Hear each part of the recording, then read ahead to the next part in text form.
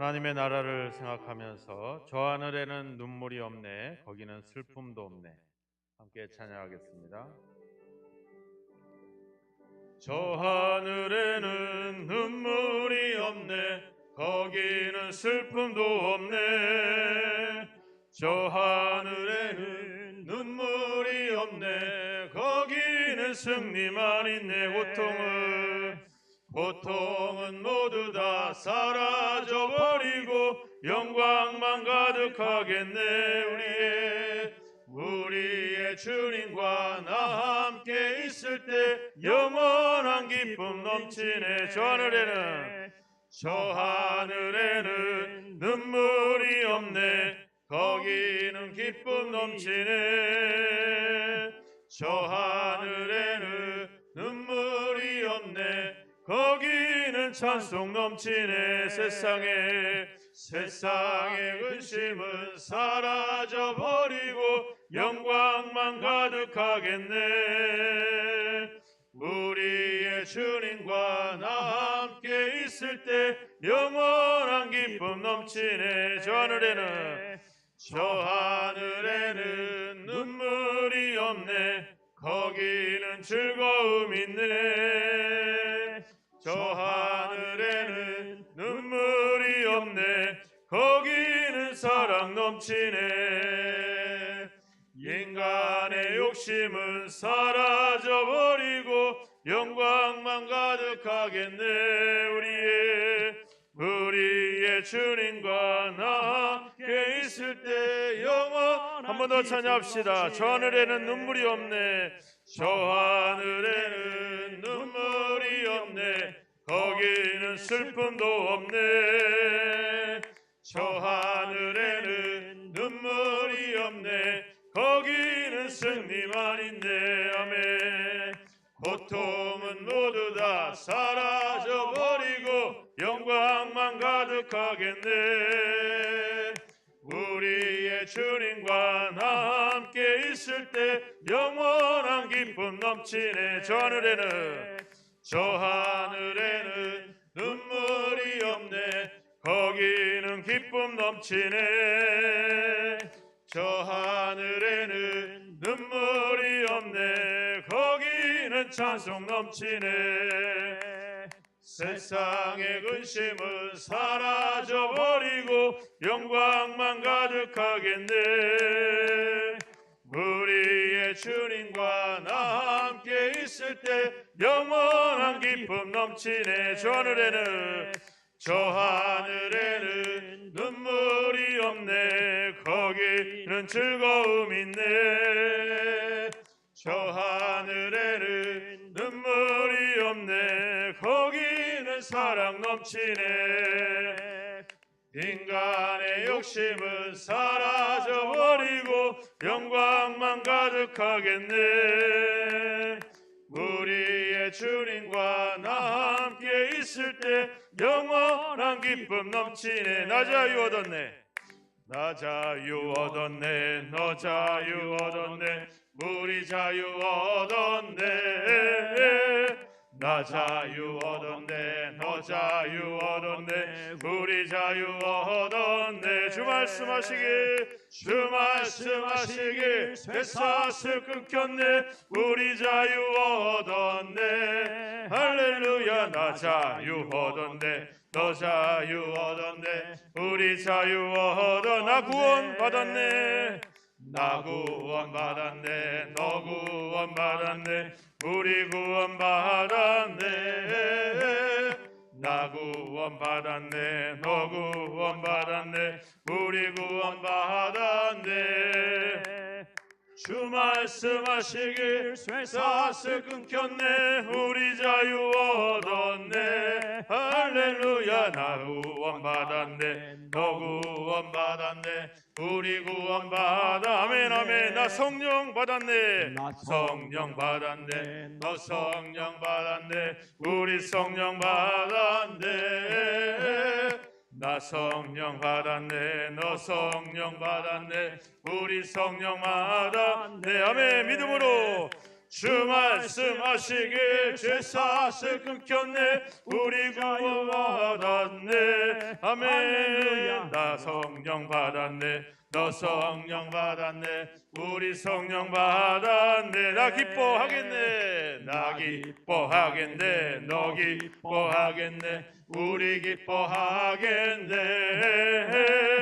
나 기뻐하겠네 너 기뻐하겠네 우리 기뻐하겠네. 주 말씀하시길 죄사슬 끊겼네 우리 자유 얻었네 할렐루야. 나 기뻐하겠네 너 기뻐하겠네 우리 기뻐하면 합시다. 나 자유 얻었네 나 자유 얻었네 너 자유 얻었네 우리 자유 얻었네. 나 자유 얻었네 너 자유 얻었네 우리 자유 얻었네. 주 말씀하시길 죄사슬 끊겼네 우리 자유 얻었네 할렐루야. 나 자유 얻었네 너 자유 얻었네 우리 4절입니다. 나 기뻐하겠네 나 기뻐하겠네 너 기뻐하겠네 우리 기뻐하겠네. 나 기뻐하겠네 너 기뻐하겠네 우리 기뻐하겠네 아멘. 주 말씀하시길 죄사슬 끊겼네 우리 자유 얻었네 할렐루야. 나 기뻐하겠네 너 기뻐하겠네 우리 기뻐하게 아멘. 내게 강 같은 평화 내게 강 같은 평화 내게 강 같은 평화 넘치네 할렐루야. 내게 강 같은 평화 내게 강 같은 평화 내게 강 같은 평화 넘치네. 바다 같은 내게 바다 같은 사랑 내게 바다 같은 사랑 내게 바다 같은 사랑 넘치네 할렐루야. 내게 바다 같은 사랑 내게 바다 같은 사랑 내게 바다 같은 사랑 넘치네. 샘솟는 기쁨 내게 샘솟는 기쁨 내게 샘솟는 기쁨 내게 샘솟는 기쁨 넘치네 할렐루야. 내게 샘솟는 기쁨 내게 샘솟는 기쁨 내게 샘솟는 기쁨 넘치네. 믿음 소망 사랑 내게 믿음 소망 사랑 내게 믿음 소망 사랑 내게 믿음 소망 사랑 넘치네 할렐루야. 내게 믿음 소망 사랑 내게 믿음 소망 사랑 내게 믿음 소망 사랑 넘치네. 우리 주님 때문에 우리에게 강같은 평화가 넘치는 줄로 믿습니다. 우리는 그 주님 없이는 살 수 없습니다. 이 시간에 고백하는 마음으로 함께 더 찬양합시다. 주 없이 살 수 없네.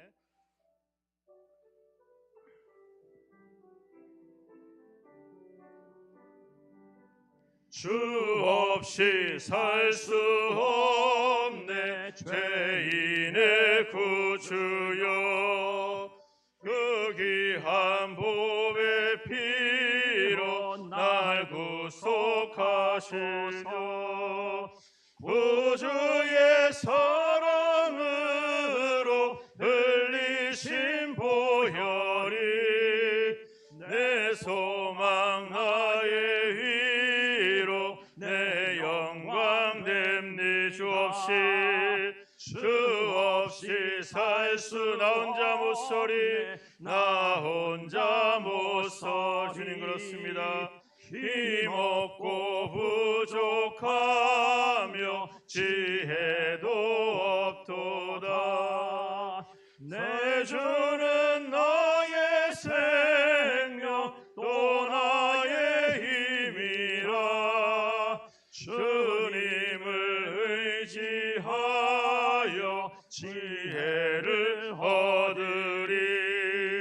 주 없이 살 수 내 주는 아신다. 내 주는 아신다.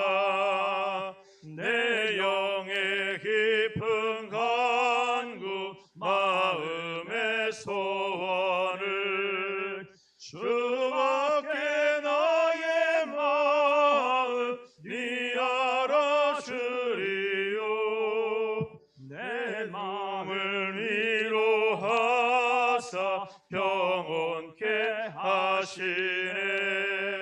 주 없이 살 수 없네. 세월이 흐르고 이 깊은 고독 속에 내 생명 끝나도 사나운 풍랑일 때 날 지켜주시니 내 곁에 계신 주님 내 은혜 됨니. 주 없이 살 수 내 주는 아신다.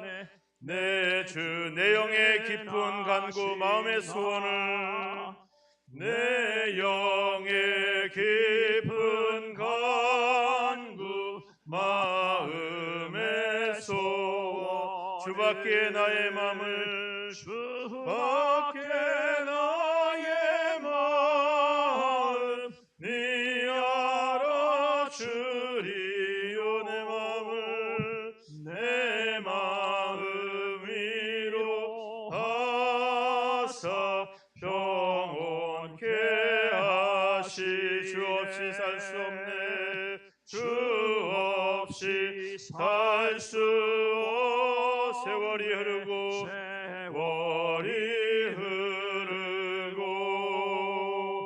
이 깊은 고독 속에 내 생명 그 사나운 풍랑일 때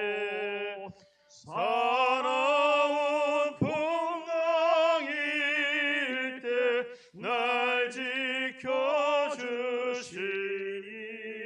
내 곁에 계신 주님 늘 힘이 됩니. 내 곁에 계신 주님 내 곁에 계신 주님 늘 힘이 됩니다. 이 시간에 함께 기도하겠습니다. 우리가 찬양을 드린 것과 같이 진정 우리가 주님 없이는 살 수 없습니다라는 고백을 우리가 드렸으면 좋겠습니다. 우리의 마음을 아시고 또 우리가 여러 가지 어려운 또 사나운 풍랑 속에서 우리를 늘 지켜주시는, 그래서 늘 우리 곁에 계시고 우리와 함께 하시는 그 주님께서 늘 우리와 함께 하기 때문에 우리가 살아가는 줄로 믿습니다. 우리가 주님 곁에 있는 것이 아니라 주님께서 우리 곁에 항상 계십니다. 그 주님을 우리가 바라보고 그 주님을 신뢰하고 주님을 의지하면서 주님과 함께 살아가길 원합니다. 우리와 곁에 늘 함께 하시길 원하시는 그 주님을 늘 신뢰하고 믿고 의지하며 살아가는 나의 삶이 되길 원합니다. 함께 믿음으로 고백하면서 기도하겠습니다. 하나님 아버지, 이 시간에 기도합니다. 우리와 함께 하시는 주님, 우리를 떠나지 아니하시고 우리를 버리지 아니하시고 우리를 아버지 주여 흩을 아버지 주여 아니하시는 주님의 놀라우신 사랑과 함께 하시는 그 약속들을 감사합니다. 하나님의 우리를 향하신 약속들을 이루기 위하여 끊임없이 이 시간에도 우리를 향한 중보를 멈추지 아니하시고 끊임없이 우리를 향한 간구와 기도 속에 있음을 아버지 감사합니다. 그 은혜가, 그 아버지의 사랑이, 아버지 주 풍성한 아버지 주여 그 노하심과 역사하심이 우리를 지금도 아버지의 믿음을 지키게 하고 이 자리에 있게 하며 예배하게 하는 줄로 믿습니다. 그 하나님의 아버지 끊임없는 사랑과 그 인도하심을 신뢰하면서 이제 우리의 연약함을 고백하면서 이제 우리의 영적인 눈을 열어 주님을 바라볼 수 있게 하시고 이제 아버지 우리의 믿음이 세상에 아버지 어떠한 것이 아닌 주님을 신뢰하고 주님을 믿는 믿음 안에 살아가는 저희들의 삶이 되어지기를 주여 소망합니다. 우리의 마음과 우리의 소원들이 우리의 욕심과 우리의 아버지 주여 욕망으로 가득 차지 않게 하시고 하나님께서 우리에게 주시는 아버지의 선하시고 온전하신 뜻 하나님 아버지의 기쁘신 뜻대로 우리에게 소원을 두고 행하시게 하시는 그 하나님의 소원이 그 하나님의 뜻이 우리 가운데 있게 하여 주시고 그것을 아버지 이루는 삶을 향해서 우리가 날마다 아버지 나아갈 수 있는 저희들이 되게 하소서. 뒤로 물러가 침륜에 빠지지 않게 하시고 이제 앞에 있는 것을 잡으려고 아버지 주여 우리의 부름의 상을 향하여 달려갈 수 있는 우리의 믿음의 아버지 경주가 멈추지 않게 하소서. 아버지 경주에 늘 함께 동행하시고 달리시는 주님을 아버지 함께 주여 바라보며 아버지 하나님 주여 그 목표를 향해서 하나님의 나라를 향해서 끊임없이 나아갈 수 있는 저희들이 되게 하소서. 이 땅에서 여전히 어렵고 힘들고 시련과 환난들이 속에 있지만 하나님의 나라의 아버지 그 기쁨과 그 아버지 즐거움과 그 행복을 바라보며 영원한 생명을 바라보며 아버지 하나님 주여 이 믿음의 경주를 행할 수 있는 저들의 삶이 되게 하소서. 아버지 우리를 위한 죄를 주시고 아버지의 능력 주시고 믿음을 주셔서 우리가 아버지 하나님 주여 멈추지 않고 취하지 않고 물러가지 않고 아버지 앞으로 나아갈 수 있도록 주여 우리를 도우시옵소서. 또 아버지의 주여 말씀 속에서 주를 발견하고 만나기를 원합니다. 아버지 우리 함께 하시는 아버지 역사심을 다시 한번 증거되기를 원합니다. 주님 우리와 함께하여 주옵소서. 하나님 아버지 우리로 하여금 하나님이 함께 하시는 은혜와 그 능력과 그 약속과 그 사랑과 그 풍성함을 우리로 하여금 경험하게 하셨습니다. 그리고 그 영적인 신앙적인 경험을 바탕으로 우리로 하여금 아버지 앞을 향해서 또 아버지 하나님의 약속을 향해서 하나님의 나라를 향해서 우리를 끊임없는 믿음의 경주자로 우리를 불러주셨습니다. 종종 저희들이 멈췄고 종종 저희들이 뒤를 돌아보았고 종종 아버지 우리가 우리의 경주를 주저했던 우리의 연약함을 긍휼히 여기시고 이제 아버지 주님께서 우리를 부르시는 그 부름의 상을 향해서 표대를 향해서 하나님의 나라를 향해서 우리의 믿음의 경주가 멈추지 않도록 하나님이 우리를 도우시고 우리를 역사하여 주시기를 원하고 소망합니다. 우리로 하여금 아버지 세상에 어떠한 것에 눈을 들지 않게 하시고 오직 하나님의 약속과 우리를 아버지 이끌어가시는 주님의 인도하심을 의지해서 아버지 계속 아버지 주여 성장하고 성숙해가고 발전하며 아버지 하나님 주여 아버지 날마다 달려갈 수 있는 믿음이 되어지도록 끊임없이 우리를 도우시고 역사하시기를 간절히 원하고 소망합니다. 오늘도 말씀 속에서 하나님 믿음의 경주를 멈추지 않고 있었던 사도들의 발걸음과 그들의 아버지 우리를 향하신 영적인 도전들을 우리가 아버지 주여 깨닫게 하시고 우리에게 주어진 이 믿음의 경주를 아버지 끊임없이 경주할 수 있는 그 은혜와 그 지혜가 오늘도 말씀을 통해서 우리가 아버지 주여 발견되어지고 깨달아질 수 있도록 우리를 성령으로 인도하시고 함께 하시기를 원하고 소망합니다. 아버지 여러 가지 삶의 아버지 주여 문제 앞에 고민하며 기도하며 하나님을 찾을 때마다 우리를 만나주시고 우리의 문제들을 해결해 주시며 우리의 속사람의 우리의 속사정들을 주님께서 아시오니 하나님 아버지 그 문제들을 풀어주사 여전히 하나님이 살아계시고 우리와 함께 하심을 경험할 수 있는 복된 은혜를 허락하여 주옵소서. 이 저녁에 모여 아버지 예배하고 말씀을 상고하고 우리가 마음을 열고 하나님의 음성을 듣고자 사모할 때 오늘도 아버지 성령의 음성을 들려주시고 또 아버지 말씀 속에서 깊이 있는 아버지 복음의 지혜를 깨닫고 이 시대에 아버지 걸맞는 아버지 성도의 삶을 살아가게 될 수 있도록 우리를 도우시고 새롭게 도전할 수 있도록 성령으로 아버지 함께 하옵소서. 모든 시간이 하나님께 영광되기를 원하오며 예수 그리스도의 이름으로 기도하옵나이다. 아멘.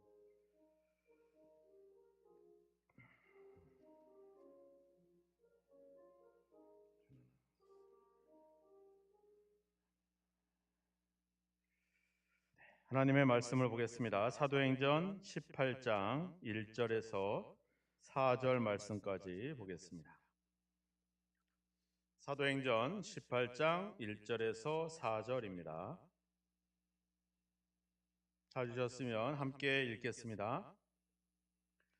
그 후에 바울이 아덴을 떠나 고린도에 이르러 아굴라라 하는 본도에서 난 유대인 한 사람을 만나니 글라우디오가 모든 유대인을 명하여 로마에서 떠나라 한 고로 그가 그 아내 브리스길라와 함께 이달리아로부터 새로 온지라. 바울이 그들에게 감해 생업이 같으므로 함께 살며 일을 하니 그 생업은 천막을 만드는 것이더라.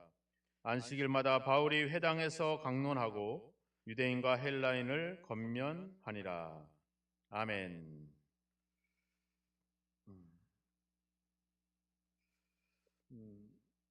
사도 바울의 그 복음 전도를 보면 되게 전략적이죠. 하나의 그 지역, 하나의 그 주의 중심이 되는 도시에서 그리고 그 다음 도시로 이렇게 이동을 하고 있습니다. 간간히 이제 작은 마을을 지나치기도 하지만 대부분은 큰 도시를 중심으로 복음을 전하게 되죠. 1차 전도 여행 때에도 구브로라고 하는 섬을 지나서 이제 갈라디아 지역에 가서 안디옥과 또 비시디아 그리고 루스드라, 더베 이런 지역으로 이제 복음을 전했는데 그때는 뭐 도시이기도 하지만 대부분 산악지대라든지 이런 지역이었죠. 두 번째 전도 여행 때는 우리가 보고 있는 말씀의 지역들인데 바로 빌립보, 또 데살로니가, 그리고 아덴, 그리고 고린도, 그리고 에베소 뭐 이런 에베소는 잠깐 들리기도 하고요. 이렇게 하고 세 번째 전도 여행 때는 이제 에베소라고 하는 도시에 집중해서 복음을 전하게 되죠. 그러니까 주로 도시를 중심으로 복음을 증거하는 그런 역사를 보여주게 됩니다.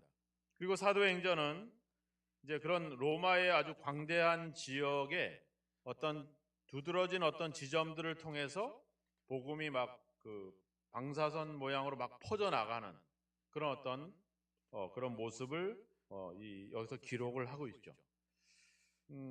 바울이 우리가 지난 17장에서 봤던 그 아덴이라고 하는 도시는 한 그 당시에는 한 10,000여 명 정도가 살고 있는 도시였어요. 근데 지금 이제 다시 아덴을 떠나 도착한 이 고린도라고 하는 도시는 그 당시에 아주 최고의 도시죠.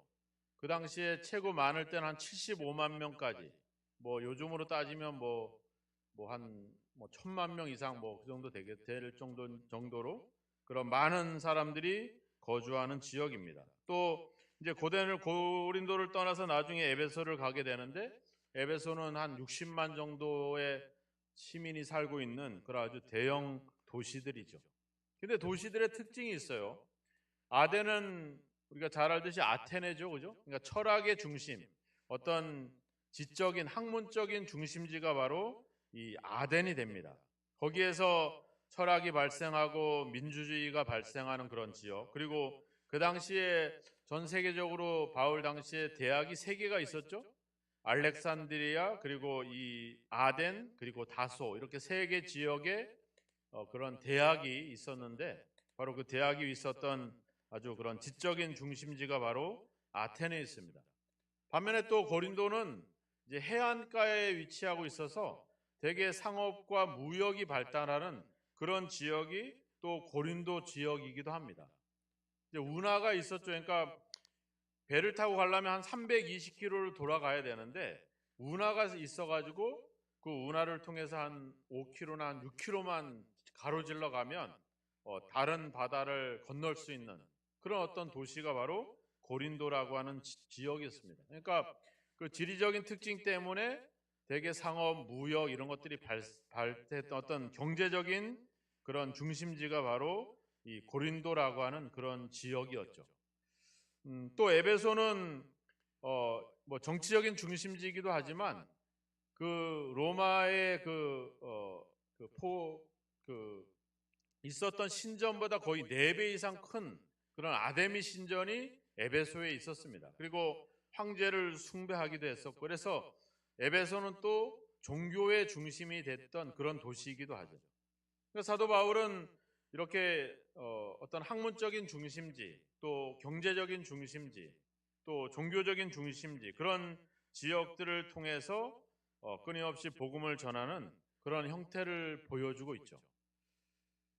또한 그 가서 복음을 전할 때 오늘도 이 말씀에 보면 안식일마다 회당에서 강론했다 이렇게 나와 있고요. 유대인과 헬라인을 권면했다 이렇게 나옵니다.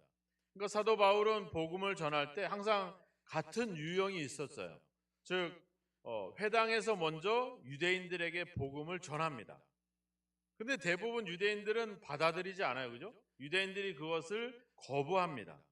그래서 4절에도 보면 유대인과 헬라인을 권면했다 이런 말이 나오는데 이게 어떤 순서들을 얘기하는 겁니다. 유대인들이 먼저 복음을 전했는데 그들이 거부함으로 인해서 이방인 즉 헬라인들에게 복음이 전해지기도 했죠. 나중에 에베소에도 가보면 19장 8절에 가보면 해당에 들어가 석 달 동안 담대히 하나님 나라에 관하여 강론하고 권면했는데 무리들이 마음이 굳어서 순종하지 않았다 이렇게 나와요. 그러니까 유대인들에게 최우선적으로 복음을 전했는데 그들이 복음을 거부함으로 인해서 이제 이방인들에게 전도가 시작이 돼요.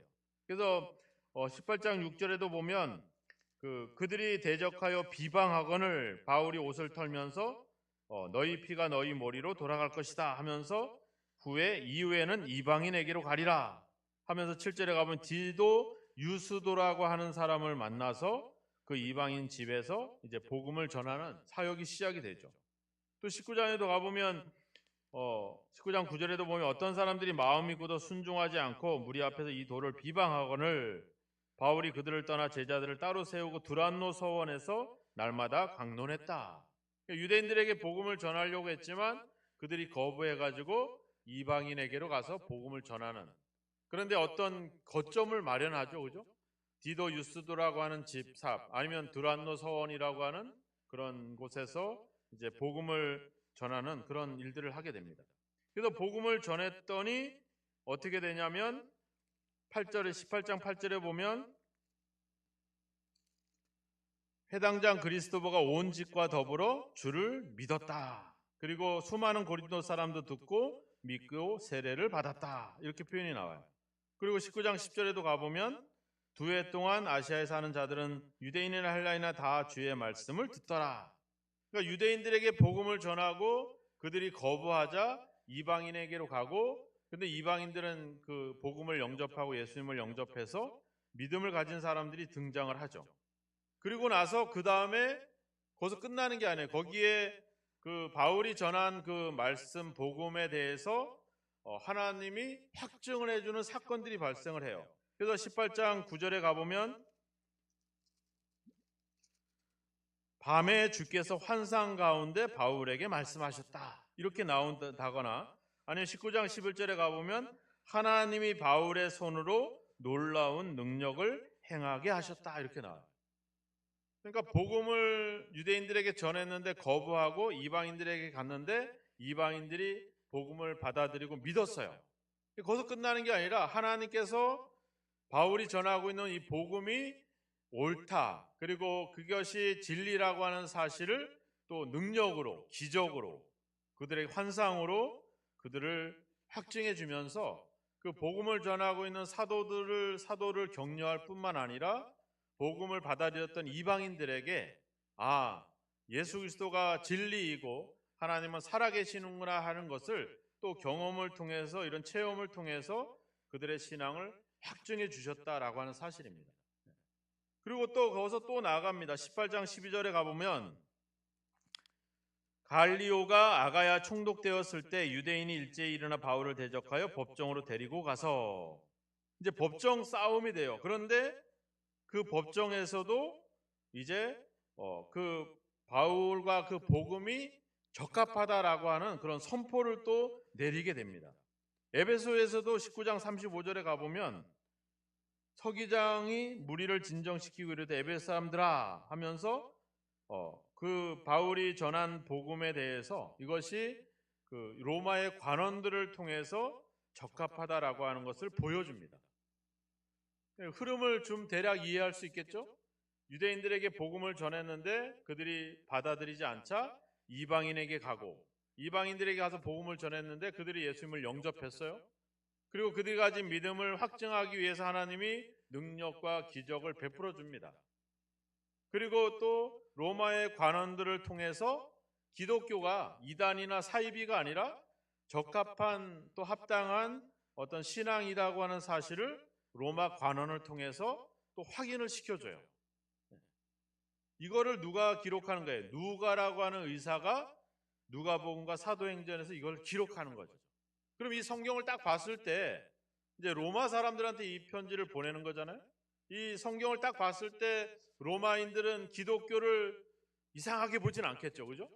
아, 수많은 이방인들, 로마의 시민들, 로마의 어떤 고위 관직들이 다 예수님을 영접했고 또 거기에 대한 어떤 영적, 기적적인, 실제적인 체험과 능력이 임했고 또 로마의 관원들이 또 그들의 복음에 대해서 정당한 재판 과정을 통해서 복음을 적합하게 인정해주고 이런 내용들을 여기서 기록함으로 인해서 이런 의사 누가는 이 로마에 있는 어떤 데오빌로 각하뿐만 아니라 많은 로마 사람들에게 이 사도행전과 누가복음을 통해서 기독교가 바로 이런 거다라고 하는 것을 그들에게 보여주고 있는 것이죠.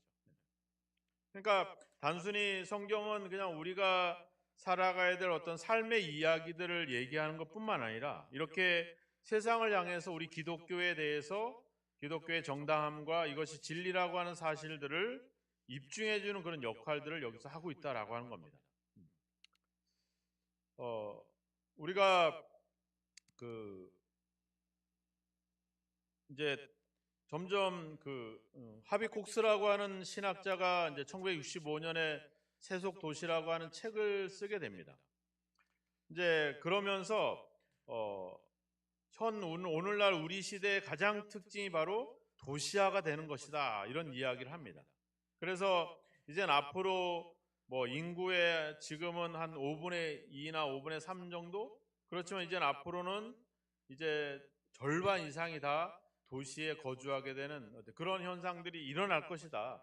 이제 그 학자는 이제 하버드 신학대학의 이제 교수인데 이런 어떤 그런 도시화되어가는 상황 속에서 우리 교회들이 가지는 어떤 역할, 또 우리가 가져야 될 어떤 신앙적인 질문들 그런 것들을 이제 책으로 이제 쓰면서 이제 앞으로 어떤 신앙이나 이런 종교나 교회에 대한 어떤 그런 어떤 인식과 그런 어떤 사는 방식과 이런 것들에 대해서 변화가 올 것이다. 이런 이야기들을 그 책에 기록을 합니다.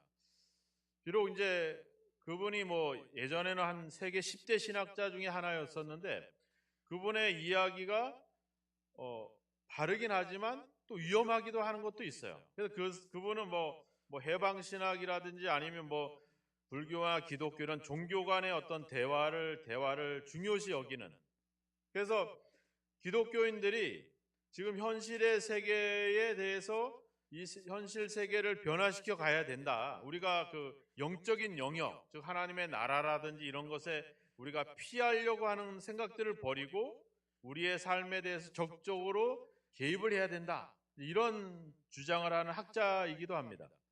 그러니까 이제 정통신학과는 좀 약간 갭이 있지만 그가 분석하고 있는 이 도시화되어 가고 있는 그런 현상 속에서 교회의 역할들이 뭐냐 하는 것들을 지적하는 것들은 되게 아주 섬세하게 지적들을 하고 있죠.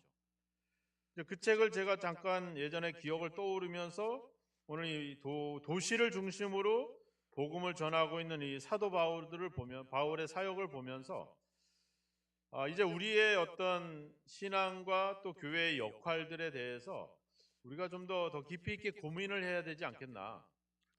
시골에 가서 이제 복음을 전했어요. 한 6년 동안 이제 사역을 하면서 열심히 복음을 전했는데 뭐 교회에 대해서 얘기할 필요가 없었어. 왜냐하면 교회를 나오라고 하면 이분들이 교회를 나간다고 하면 당연히 자기 마을에 있는 교회로 나가는 것을 당연히 여겨요. 그 교회가 뭐 장로교든 감리교든 큰 차이는 없어. 이제 한 면에 여러 교회가 있는 교회들도 있어요. 장로교도 있고 감리교도 있고 성결교도 있고 뭐 그리스도교회도 있는데 이렇게 이제 교단이 있는 교회를 제외하고는 대부분은 내 가까이 있는 교회에 나간다라고 하는 생각을 가져요. 그래서 어느 교회 나옵시오, 우리 교회 나오 이런 말을 할 필요가 없어. 그냥 예수 그리스도의 복음을 전하면 돼요. 도시는 또 다르죠, 그죠? 도시는 우리 뭐 신갈 지역만 봐도 막 1층, 2층에 막 교회가 있는 교회들이 있고 우리 가까운 인근의 교회를 보면 교회가 붙어 있기도 해요. 예전에 제가 수원에 있는 어느 지역을 잠깐 이렇게 지나다 봤는데 저희 교회만한 교회가 붙어 있어. 똑같이 새로 졌는데 똑같이 그 자리에 붙어서 진 거야. 되게 우리가 정통적인 교회의 개념으로 생각해 보면 이게 이해가 잘 안 되는 그런 상황이 돼요. 너무 경쟁하고 막 이런. 근데 도시화된 관점에서 봤을 때는 좀 다를 수가 있다는 거죠. 오늘날 이제 자꾸 사회가 이제 예전에 농촌 그런 공동체에서 이제 그때는 이제 서로 막 사람과 사람 간의 관계, 교류 이런 것들이 많이 이루어지고 있었잖아요. 그죠? 근데 이제 점점 도시화되어 가면서 이제 그 정통적인 어떤 그 농촌의 공동체의 개념들이 깨졌어요. 근데 그걸 깨져가지고 도시화가 됐는데 우리가 다시 그런 도시화된 속에 있는 교회가 다시 옛날에 있었던 어떤 정통적인 그런 친밀감과 그런 어떤 공동체성을 회복하려고 하는 거. 이거는 또 문제가 있다는 거죠. 그게 좋죠. 우리가 한 몸이 되고 한 공동체가 돼서 함께 교제하고 함께 친밀하게 가는 거. 이게 나쁜 건 아니죠. 근데 지금 현대 사회의 도시화된 상황에서 그런 교회의 형태, 그런 정통적인 교회의 형태로 가려고 하는 것에 대해서는 이것은 오히려 실패할 가능성이 높다라고 하는 거죠. 더군다나 시골이 아닌 도시화된 그런 도시인들에게 어떤 정통적인 그런 공동체 정신을 그들에게 다시 회복시켜 간다는 거, 이건 쉽지 않다는 겁니다. 우리 그리스도 교회가 성경으로 돌아가자거든요. 주로 초대교회로 돌아가자. 초대교회 형태로 가는 게 아닙니다. 그죠? 초대교회가 가지고 있었던 그 신앙과 그 어떤 복음적인 정신으로 돌아가는 거죠. 초대교회가 가지고 있는 원형이 있겠잖아요. 그죠? 서로 물건을 통용하고 함께 모이고 함께 공동체 생활을 해가는. 그래서 이제 이런 생각이 이제 뭐 사회주의나 공산주의로 나중에 마르크스에 의해서 그렇게 흘러가잖아요. 그죠? 그 사람들이 뭐 다른 사상을 바탕으로 한 기독교 사상을 바탕으로 그 사상들이 나오는 거예요. 그게 되게 유사해요. 북한 사람들이 와서 성경을 볼 때 김일성이 있던 자리에 예수님이 있는 거랑 똑같은 구조가 있어요. 자, 우리가 가지고 있는 어떤 그런 정통적인 그런 생각들이 나쁘진 않죠. 그런데 만약에 그것이 올바른 교회, 그것이 가장 필요한 교회의 원형이고 올바른 교회의 형태라고 했다면 그 형태가 지금 2000년이 지나지만 여전히 유지가 돼야 돼요. 하나님의 뜻과 계획에 의해서라고 한다면. 그런데 교회는 변화되어 왔었죠. 그죠? 초대교회 형태가 이제는 사라지고 이제 점점 새로운 형태의 교회들로 갔어요. 이제 코로나 때문에 우리는 이 온라인 교회라고 하는 또 다른 형태의 교회들이 생겨나기 시작을 했어요. 그런데 우리가 이 예전에 초대교회가 가지고 있는 이 어떤 교회의 그 운영 방식이나 그 형태로 다시 돌아간다라고 하는 것은 이미 사라져버린 것, 그리고 다시 회복했으면 좋겠지만 시대의 흐름에 따라서 하나님이 변화시켜 왔던 교회의 형태를 우리가 다시 만들어 가려고 한다라고 하는 것은 이거는 실패할 가능성도 있을 뿐만 아니라 과연 이것이 하나님의 뜻에 맞는가 하는 것들을 우리가 고민해 볼 필요가 있죠. 성경에 기록해 있다고 해서 그 형태를 우리가 만들어 가려고 하는 거, 이거 쉽지 않습니다. 여러분들이 막 재산을 다 팔아서 막 교회에다 갖다 바치고 그거를 막 필요한 사람한테서 막 돈을 나눠주고 막 이래 봐요. 어떻게 되겠어요? 한 달도 못 갈걸요, 아마? 난리가 날 거예요. 우리가 지금 뭐 이단들에게 가서 막 재산을 바치고 막 이런 문제들 아주 우리가 심각하게 고민하고 있는데 그런 형태를 보면서 우리는 그것을 이단이다 이렇게 얘기하고 있죠. 그런데 오늘날 교회가 우리 성도들에게 그런 어떤 그런 압박을 주고 그런 형태를 가지고 자꾸 그런 주장들을 하고 헌신하도록 이야기한다면 그것은 합당한 모습은 아니겠죠. 바울이 교회를 도시를 이용하는 이유가 있죠, 그죠? 어떤 학문적인 그리고 그 학문을 중심으로 어떤 그런 지적인 엘리트들이 모이는 그런 지역이기도 하고, 또 장사하는 사람들은 고린도라고 하는 그런 도시로 모여들었다가 또 흩어지게 되고, 이런 어떤 도시가 가지고 있는 어떤 교통과 이동의 편리성과 이런 것들을 바울은 그런 도시의 상황들을 이점을 충분히 활용하고 있었다라고 하는 겁니다. 우리가 그 빌립보와 데살로니가를 향할 때도 뭐예요? 그 로마로 통하는 그 큰 길, 그 대로를 이용해서 복음을 전하는 그런 이점들을 적극적으로 활용하고 있다라고 하는 겁니다. 그러니까 오늘날 우리가 예전에 정통적인 그런 어떤 친밀감이 있었던, 서로 인간적인 교류가 있었던 공동체로의 회복이 아니라, 우리 지역이 가지고 있는 어떤 이점, 우리 교회가 이 위치적으로 가지고 있는 어떤 중요점을 활용해서 좀 더 복음을 확장해 갈 수 있는 그런 어떤 고민들이 우리에게 필요하다라고 하는 겁니다.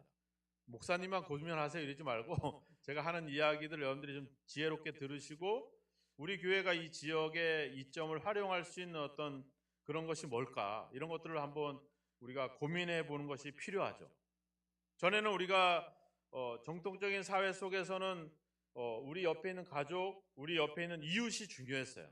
그런데 도시화된 사회 속에서는 이웃의 개념이 점점 사라지고 있어요. 이제는 영역이 없습니다. 이제는 어떻게 보면 문화도 나라도 종교도 어떤 인종도 초월해서 더 넓은 지역으로 이제는 우리가 이 도시화된 상황이 더 우리로 하여금 자유롭게 확장해 갈 수 있는 우리에게 이점을 줬어요. 그러니까 우리의 시야가 우리 주변 지역과 인근에 멈추는 게 아니라 이제는 다른 지역을 향해서, 다른 나라를 향해서 확장해가는 어떤 그런 선교적인 그런 마인드와 그런 인식이 이제 우리에게 필요한 시대가 됐다라고 하는 겁니다. 그러니까 여러분들의 생각이 어떤 이제 그동안의 어떤 예전에 그 농경 시대에 있었던 그런 인식과 사고에서 이제 벗어나서 이제는 내 옆집이 아니라 할지라도 다른 나라, 다른 민족이라 할지라도 그곳을 향할 수 있는, 지금 그 터키라든지 시리아 지역에 엄청난 지진으로 인해서 수천 명이 사망을 하고 있었잖아요. 어떻게 보면은 우리와 아주 동떨어진 지역이기도 하지만 우리가 어떤 복음적인 관점을 가질 때 우리가 그들을 돕고 그들에게 어떤 이 복음적인 사랑을 전할 수 있는 그런 기회들이 얼마나 많이 주어졌습니까? 오늘날 시골에서는 그런 어떤 환경이 주어지지 않지만 우리 도시는 수많은 정보와 이런 편리성들을 갖고 있기 때문에 이런 것들을 활용해서 어떤 복음의 확장을 이어가는 그런 지혜로움이 우리에게 필요하다라고 하는 겁니다. 그래서 우리가 어떤 그런 예전의 어떤 농촌 공동체의 어떤 그런 것을 벗어나서 도시가 갖고 있는 그런 좀 더 이점을 활용해서 복음을 좀 더 확장해 갈 수 있는, 또 우리의 그 어떤 영향력을 좀 더 확장해 갈 수 있는 그런 인식이 우리에게 좀 필요하다라고 하는 겁니다. 그래서 우리 교회도 선교와 우리 교회 활동들이 그냥 이 지역과 우리 교회에 멈춰 있는 것이 아니라 이런 어떤 도시화되어가는 이런 현상 속에서 그런 흐름들을 이점을 이용해서 복음을 확장해가는 그런 인식을 가져야 된다는 것. 그렇게 하기는 쉽진 않지만 인식을 가질 필요가 있다는 거죠. 이제는 정통적인 내 생각을 깨고 이제는 좀 더 확장된 인식을 가져야 되겠구나. 이제는 어떤 내 이웃과 내 옆집이 아니라 이제는 다른 나라를 향한 어떤 그런 선교의 어떤 비전들을 더 확장해 가야 되겠구나. 이런 생각들이 우리에게 필요하다라고 하는 겁니다. 그 하비콕스라고 하는 이 학자가 세속도시에서 밝히고 있는 내용들이 바로 그런 부분들이거든요. 그런 어떤 도시화된 이점을 이용해서 어떤 그런 영향력을 미침으로 인해서 우리가 사는 삶의 어떤 환경에 뭔가 변화를 가져다 줄 수 있는 것, 이것이 교회의 역할이 아닌가, 이런 이야기들을 하고 있습니다. 자, 성경의 방향을 우리가 잘 볼 필요가 있죠. 성경은 우리로 하여금 계속 가게 만들고 있어요. 예를 들면 롯의 아내가 뒤를 돌아보면 어떻게 돼요? 소금 기둥이 됐죠. 손에 쟁기를 잡고 뒤를 돌아보는 자는 하나님 나라에 합당치 않다. 우리는 뒤로 물러가 침륜에 빠질 자들이 아니다. 하나님이 이스라엘 백성들을 애굽에서 인도해 가지고 어디로 갑니까? 가나안 땅, 약속의 땅을 향하게 가잖아요. 그죠? 그 약속의 땅이라고 말하고 있지만 실제로 우리에게는 하나님의 나라를 의미하기도 하죠. 그것을 향해서 하나님이 끊임없이 그들을 인도합니다. 이게 성경의 방향이에요. 근데 우리 사람들의 방향은 뭐예요? 뒤로 가죠. 뒤로. 옛날에 그 애굽에 있을 때 좋았어. 그때는 이런 먹을 거 이런 거 걱정하지 않았지. 때만 되면 고기도 주고 마늘도 주고 부추도 주고 파도 주고 이런 어떤 그런 동경에 빠지죠. 우리가 그런 동경에 빠지잖아요. 가끔. 옛날에 우리 교회 사람들 많았어. 그때 한 200명, 300명씩 됐을걸? 근데 생각해 보세요. 그때는 뭐 다른 옆에 있는 교회들도 다 북적북적했어. 성도들도 많고 청년들도 많았어요. 그때는 막 시골 가면 애들이 다 교회 와서 살았어. 그때 저도 탄광에서 아이들 가르치고 막 복음 전할 때 온 동네 애들이 다 왔어. 교회 가야지 재밌으니까. 다른 데는 재미가 없었죠. 온통 다 교회에 모여 있어요. 그때는 같이 먹고 같이 자고 같이 막 그냥 활동하고 이런 일들이 다 많았어요. 얼마나 좋았을까? 그땐 그랬지. 우리의 생각이 자꾸 뒤로 물러가요. 그런 어떤 그 꿈에 계속 머무르게 돼요. 그런 생각이 우리를 앞으로 가게 만드나요? 아니죠, 그죠? 우리를 자꾸 그런 것에 동경에 빠지게 만들어요. 뭐 교회뿐만 아니라 우리의 삶도 그렇잖아요. 옛날에 내가 그때 그걸 사지 말고 이걸 살 걸. 그때 좀 아끼고 좀 저축해 놓을 걸. 저도 옛날에 아파트가 서울에 있었는데 그때 1억 9천 주고 살았거든요. 지금 11억이 됐대. 얼마나 배가 아파. 한 10 몇 년만 버티고 있었으면. 근데 11억 된 게 요번에 보니까 사모가 받나 봐. 요즘 7억 됐다라고 그러더라고. 그거 상관은 없는데 괜히 우리 속에 그런 생각이 있을 거 아니에요. 그죠? 그때 말이야. 그게 우리를 막 앞으로 믿음을 전진시키나요? 아니죠. 그죠? 오히려 우리를 막 올가매고 붙잡습니다. 성경의 방향은 앞으로예요. 뒤로가 아니라. 우리는 이런 도시화된 사회 속에서 이 기독교적인 어떤 종교와 어떤 여기서 이야기하고 있는 그 하나님을 의존하고 이런 방향에 대해서 우리를 거기에 묶이고 있는 그런 현실에 대해서 우리가 좀 고민을 해볼 필요가 있어요. 세상은 도시는 자꾸 뭔가 새로운 환경으로 변화되어 가고 있는데 그 속에서 우리가 발맞춰 가거나 뭐 거기에 그 풍조를 따를 필요는 없지만 우리의 인식과 우리의 어떤 사고방식에 있어서도 그런 변화에 대한 변화가 우리에게 필요하다라고 하는 겁니다. 그런 변화 속에서 내 발전이나 그게 아니라 이 복음을 위해서 우리는 그 시대적인 상황을 속에서 어떻게 우리가 복음을 효과적으로 전할 것인가 하는 그런 고민들을 우리가 가질 필요가 있다는 겁니다. 그저 변화되면서 그래 그렇지만 나는 그냥 예수님 의지하고 기도하고 예배하면서 그냥 이렇게 있겠지. 그런데 그거는 성경에서 이야기하고 있는 어떤 복음의 방향이 아니라고 하는 겁니다. 그저 우리가 그냥 종교적인 활동과 종교적인 어떤 그런 개념에 자꾸 의존돼서 거길로 자꾸 우리가 피하려고 한다는 거죠. 이 변화무쌍한 세상을 피해서 그 종교라고 하는 것에 자꾸 우리가 갇히려고 한다라고 하는 거죠. 그걸 우리가 자꾸 깨야 된다라고 하는 겁니다. 하나님, 우리로 하여금 이 변화되는 이 환경 속에 들어가서 그들의 문제를 관심을 갖고 그들의 환경을 변화시켜 갈 수 있는 복음으로 세례를 주고 복음으로 변화시켜 갈 수 있는 그런 어떤 도전과 그런 활동이 우리 가운데 있게 해주십시오. 이런 어떤 그런 변화가 우리에게 필요하다라고 하는 사실입니다. 교회는 복음을 전하는 장소가 아닙니다. 왜? 여러분들은 이미 복음을 통해서 예수님을 영접하고 이제 어떻게 하면 우리가 하나님의 뜻을 찾아서 그 뜻을 이루어 갈 것인가 하는 그런 어떤 비전이나 그런 방향이나 그래서 그런 것을 하다가 지쳐 있고 피곤해 있는 사람들이 와가지고 교회에서 치료를 받고 뭔가 희망을 가지고 뭔가 비전을 가지고 다시 나갈 수 있는 그런 현장이 돼야 된다는 거죠. 이유 속에서 우리가 막 복음을 전하는 장소가 돼서는 안 된다는 거죠.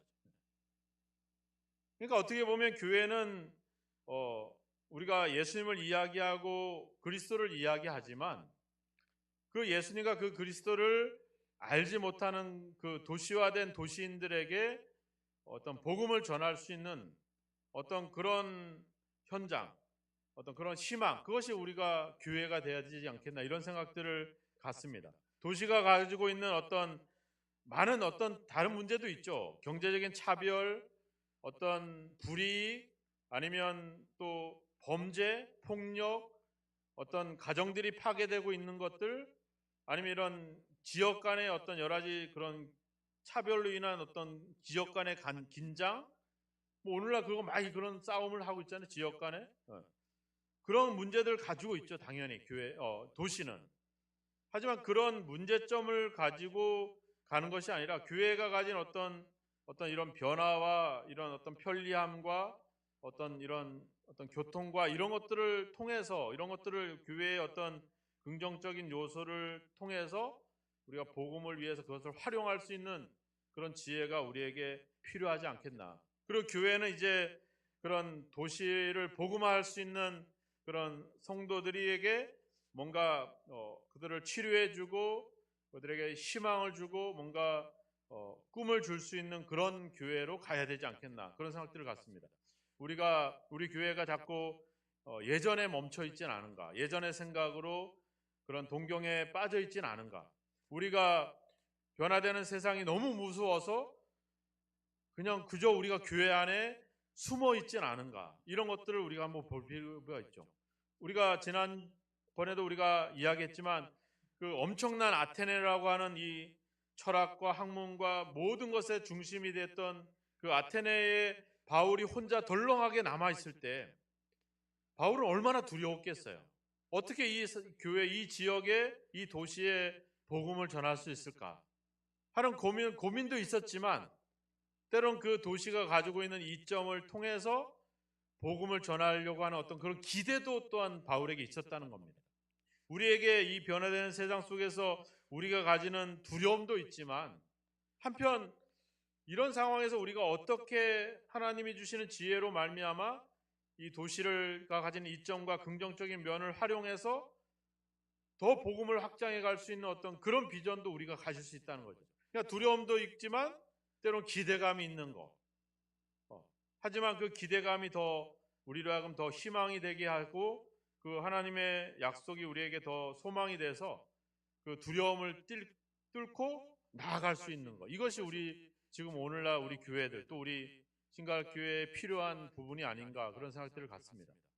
이 일을 해서 우리는 기도하면서 먼저 우리가 가지고 있는 인식과 사고방식을 먼저 깨야 됩니다.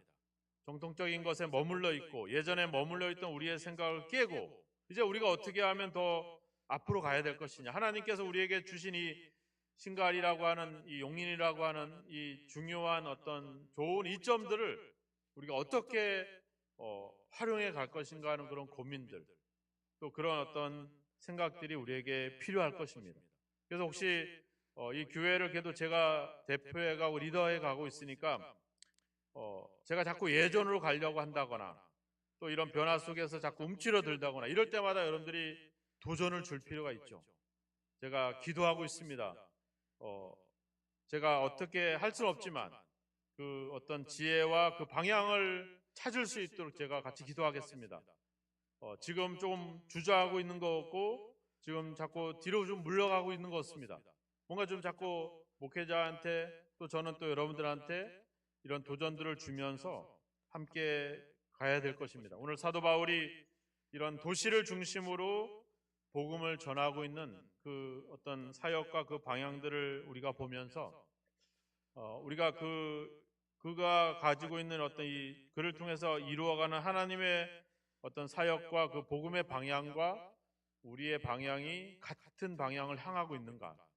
아니면 우리는 멈추거나 아니면 뒤로 향하고 있는가? 우리 자신들을 한번 돌아보면서 이제 하나님께서 나를 앞으로 이끌어가고 있다라고 하는 사실들을 다시 한번 기억하면서 이제 변화되는 이 도시 환경 속에서 어떻게 하면 우리가 그들에게 복음을 또 복음의 영향력을 끼칠 수 있을까 하는 고민들을 좀 가지고 한번 고민해 본다면 먼저 우리의 생각이 새로워질 수 있을 것이고 우리 교회가 변화가 있을 줄로 믿습니다. 도시를 농촌으로 만들지 마시고 도시를 도시화답게 그리고 도시를 복음화시킬 수 있는 방향으로 가도록 함께 기도하고 함께 고민했으면 좋겠습니다. 우리가 어떤 부정적인 면들은 피하고 도시가 가진 좋은 점들을 우리가 잘 활용해서 어떻게 하면 우리가 좀 더 이 지역의 이 도시의 복음을 더 확장해 갈 수 있을까 하는 고민들을 갖고 기도한다면 하나님께서 반드시 우리에게 그런 길을 방향을 방법을 알려주실 줄로 믿습니다. 우리의 생각을 좀 더 앞으로 전진해 갈 수 있는 또 이 도시를 통해서 또 고치의 이점을 통해서 복음을 더 확장해 갈 수 있는 그런 우리 교회가 되도록 또 여러분들이 되도록 함께 기도하고 함께 힘을 합해 나가야 될 줄로 믿습니다. 함께 기도하겠습니다. 우리가 가진 주변 환경들을 보면서 또 그 속에서 아파하고 있는 그런 또 신음하고 있는 우리 이웃들을 보면서 정말 그들에게 어떤 복음의 영향력을 미칠 수 있을지 또 우리가 가진 관계나 또 여러 가지 삶의 환경들 또 도시가 가진 이점들을 통해서 어떻게 하면 복음의 영향력들을 더 미쳐갈 수 있을지 우리에게 하나님께서 지혜를 주시고 또 그 방향을 또 방법을 우리에게 알려주셔서 더욱더 이 시대에 필요한 하나님의 우리 교회를 향한 하나님의 뜻을 이루어갈 수 있도록 그렇게 기도해 주시고 또 우리의 개인적인 사고와 생각이 과거로 또 예전으로 돌아가지 않고 앞을 향해서 계속 전진해 갈 수 있는 그런 우리의 신앙이 될 수 있게 해달라고 함께 기도하도록 하겠습니다. 기도하겠습니다. 하나님 아버지, 유대인들을 향해서 복음을 전했지만 그들이 거부하였습니다.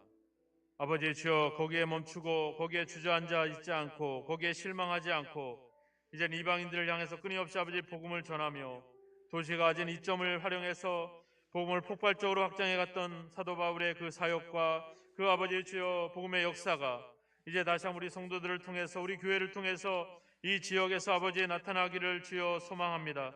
이제 우리가 가진 아버지의 정통과 관행과 아버지 주님 아버지 주여 관습에 젖은 생각들을 아버지 패러다임과 아버지의 사고방식들을 깨게 하시고 이젠 아버지 하나님 주여 이 도시의 변화 속에서 아버지 이 시대에 우리가 부름받은 아버지 역할들을 감당할 수 있는 아버지 하나님 주여 그런 지혜와 그런 아버지 방법과 그런 방향들을 우리에게 아버지 알려주시기를 원합니다.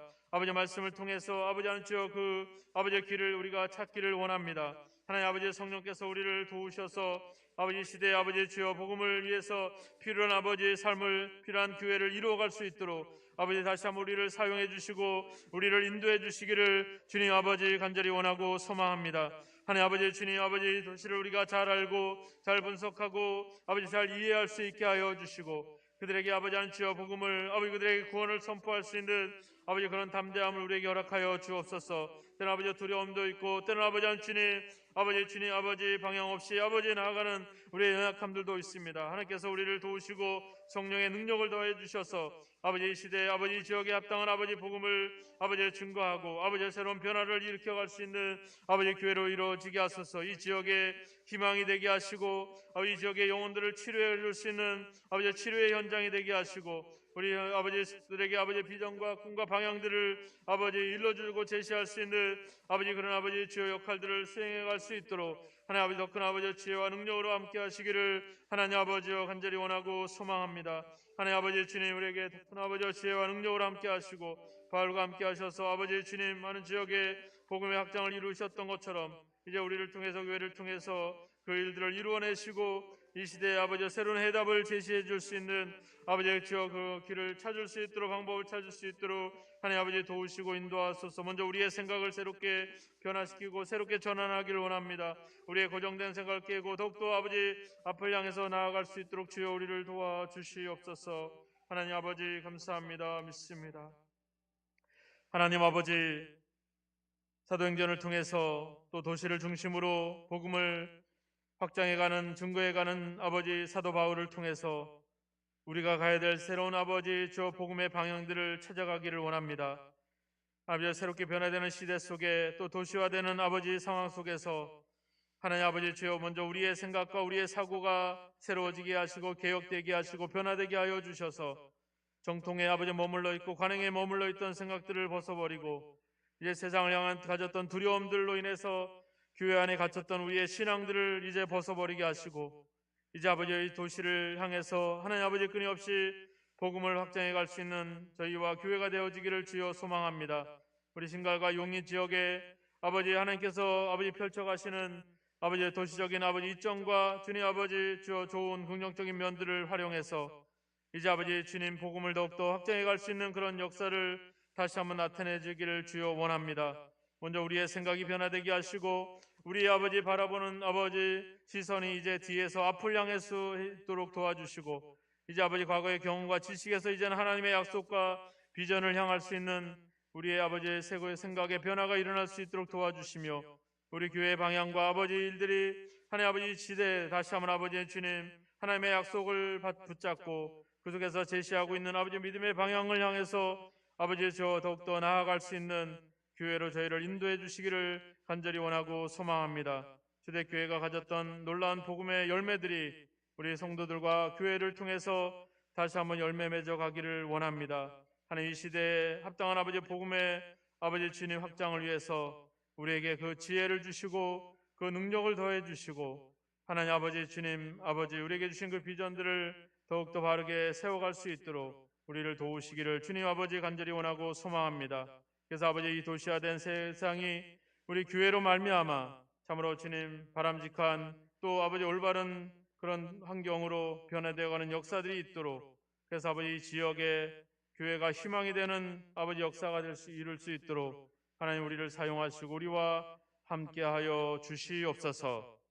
지금은 우리를 위하여 지금도 중보하시고 우리를 향해서 늘 아버지 주님 은혜를 예비하시며 그리고 아버지 우리의 삶을 우리의 믿음을 격려하시는 예수님의 크신 은혜와 우리를 향한 놀라운 계획들을 가시고 이 시대 이 지역에 복음의 아버지 주여 일꾼으로 복음의 공동체로 우리를 세워주시는 우리 아버지 하나님의 영원하신 사랑하심과 하나님 아버지 도시의 이점을 잘 활용해서 복음을 확장해 갈 수 있도록 우리에게 지혜와 능력과 권능을 더하시는 성령님의 감화감동 역사 인도하심이 도시화된 세상 속에서 살아가고 있는 우리 모든 성도들의 그 신앙과 또 아버지 주여 이 도시 속에서 복음적인 사명을 아버지 감당하길 원하는 우리 모든 성도들 위해 저들의 가정 위에 아버지 몸된 교회 위에 이제로부터 영원토록 함께 하시기를 예수 그리스도의 이름으로 간절히 축원하옵나이다. 아멘.